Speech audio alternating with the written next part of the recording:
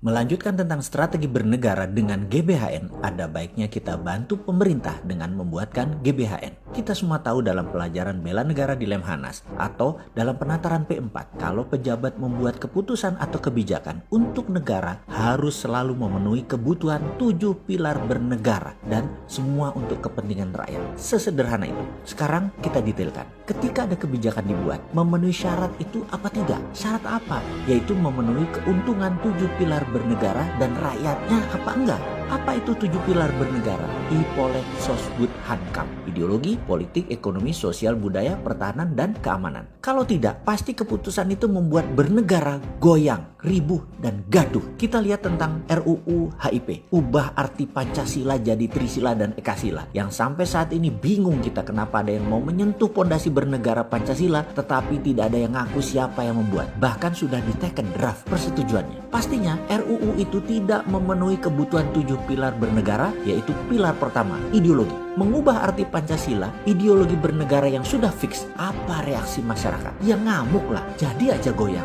goncang, dan gaduh. Dan sering banget hal ini terjadi dalam periode-periode saat-saat ini di dalam bernegara. Lalu ada kebijakan dalam bencana COVID untuk stimulus ekonomi yang semuanya dikatakan sudah hampir mengeluarkan 700 triliun rupiah, yang sampai saat ini banyak yang mempertanyakan kemana aja tuh duitnya. Oke, anggap kita tidak dapat apa-apa, tapi kalau ada impact seperti ekonomi mulai naik misalnya, mungkin kita tenang. Tetapi sekarang ekonomi belum naik-naik juga. Bahkan semester kedua di tahun 2020 ini bisa menambah meroket ke bawah seperti kata Menteri Keuangan. Yang kita pertanyakan adalah impact-nya. Kalau ada, ya alhamdulillah. Kalau belum ada, artinya doesn't work. Ya ubah strateginya. Untuk itu penting kita memberi solusi kepada pemerintah. Kebijakan kalau dikerjakan semua, 7 sendi bernegaranya aman dan rakyat sejahtera, ini akan membuat negara cepat bangkit dari keterpurukan. Strategi itu namanya Tiara. There is another reasonable alternative. Yaitu strategi tanpa uang asing dan tanpa hutang. De-dolarisasi,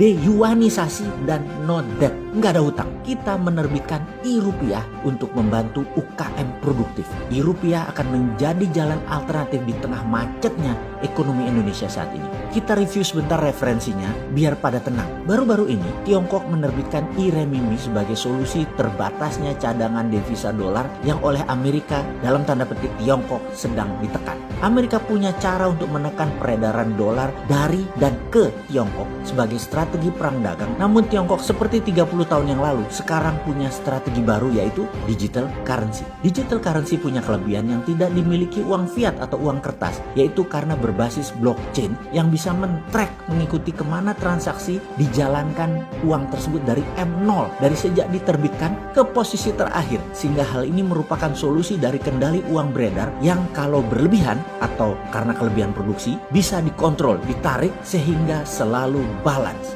Sungguh, keputusan Tiongkok memutuskan menerbitkan digital currency adalah langkah sangat berani dan penting dalam sejarah ekonomi Tiongkok. Ini berarti bahwa dolar telah menjadi less important, tidak terlalu penting dalam perdagangan di Tiongkok. Menurut pengamat ekonomi dunia, ini adalah perang ekonomi yang dapat membawa dunia pada level yang lebih tinggi dan the real new normal. Cina di tahun 2021 tampaknya akan fokus ke mata uang digital. Ini adalah mimpi lama Tiongkok dan apa yang telah direncanakan untuk dicapai setelah beberapa dekade lebih mereka merancang ini semua. Cina merencanakan uang digital terpisah e-renminbi, dan sekali lagi kita katakan, kenapa Indonesia tidak menirunya? Terbitkan e-rupiah. E-renminbi yang akan menjadi mata uang digital yang dioperasikan oleh ekonomi utama dunia. Begitu juga sama dengan e-rupiah. Samakan. Mata uang digital akan berdaulat menyediakan alternatif fungsional untuk sistem penyelesaian transaksi dan menjadi alternatif cash flow baik di tingkat negara maupun perusahaan. Di sisi lain, penurunan penggunaan uang tunai diperkirakan akan terus berlanjut dan beralih ke digital